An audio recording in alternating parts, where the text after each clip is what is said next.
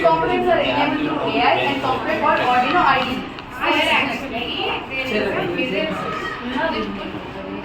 Like half like so it is next it helps like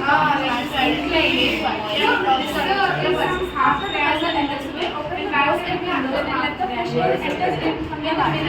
So these are combination techniques and when you use the yes it goes capacity but it will be set to the back other house and carbon monoxide. This also we have find out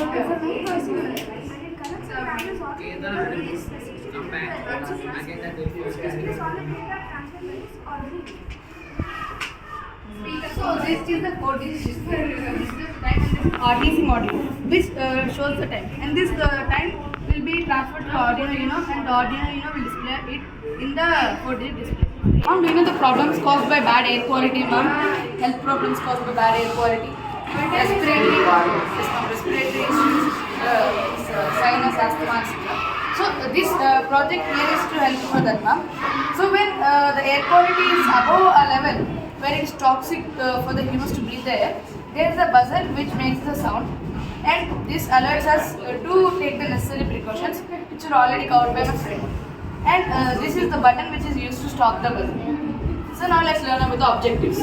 The project monitors environmental conditions and promotes